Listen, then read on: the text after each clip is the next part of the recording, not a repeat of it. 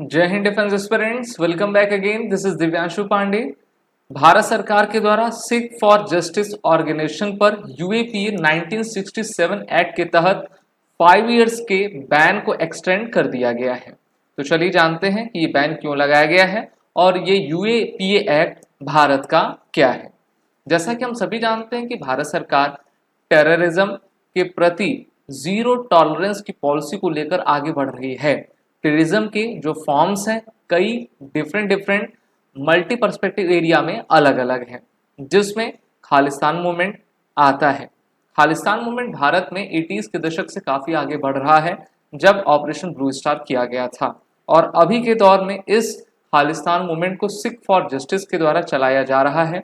इस कारण से NIA अर्थात नेशनल इन्वेस्टिगेशन एजेंसी को फ्रेश एविडेंस मिलने के साथ NIA ने ये recommendation ministry of home affairs को दिया कि हमें सिख फॉर जस्टिस यानी कि SFJ ऑर्गेनाइजेशन पर 5 इयर्स के बैन को एक्सटेंड करना चाहिए। तो उस प्रस्ताव को, सुझाव को भारत सरकार के द्वारा माना गया और ये अब 5 साल का एक्स्ट्रा बैन इनके ऊपर लगाने जा रहे हैं। इससे पहले 10 जुलाई 2019 में यूएपीए एक्ट 1967 के तहत जो है इन पर 5 साल का बैन लगाया गया था और अब एक बार फिर से इसको एक्सटेंड किया जाना है।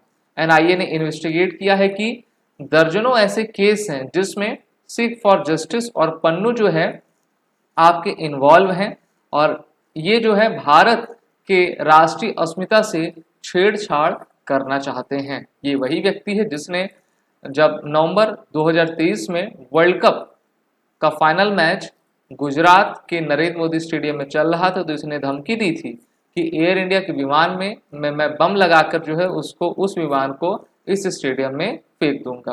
भारत ने इसके ऊपर आपत्ति जताई थी। उस समय ये पन्नू अमेरिका में था, लेकिन अमेरिका की सरकार ने इसके ऊपर कोई भी कार्रवाई नहीं की।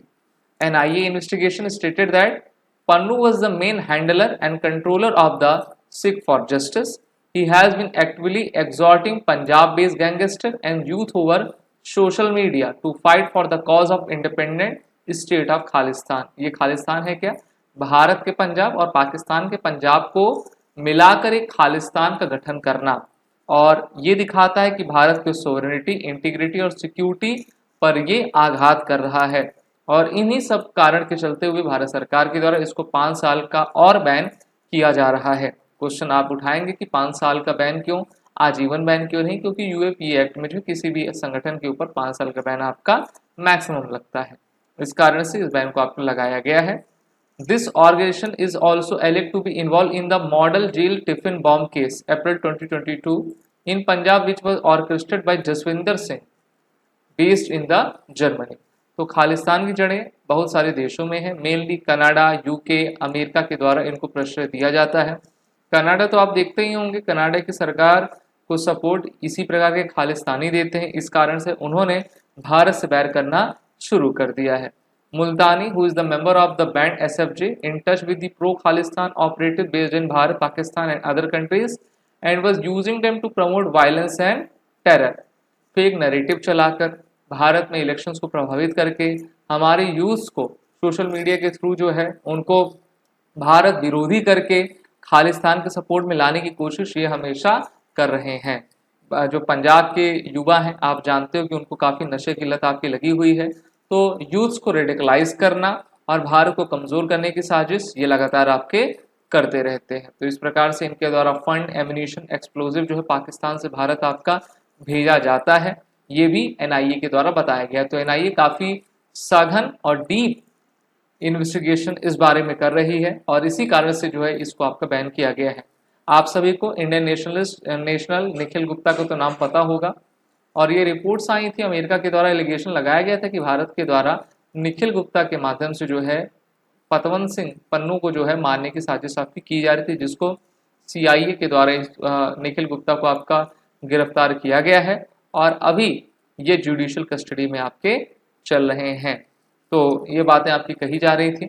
अब चलिए जानते हैं कि यूएपीए एक्ट है क्या। यूएपीए का full form unlawful activities prevention act है। भारत का सबसे टफेस्ट टेरर लॉ है, जो कि 1967 में सबसे पहली बार आपका आया था, और जो एंटी नेशनल एक्टिविटीज़ मेनली जो है नक्सल नक्सलिज्म से प्रभावित चल रही थी, उसके विरोध में ये लाया गया था। It was amended several times, most recent in the 2019 to include provisions related to terrorist financing, cyber terrorism, individual designation, seizure of property, और इसमें इकोनॉमिक सिक्योरिटी को भी अब आपका शामिल कर लिया गया है।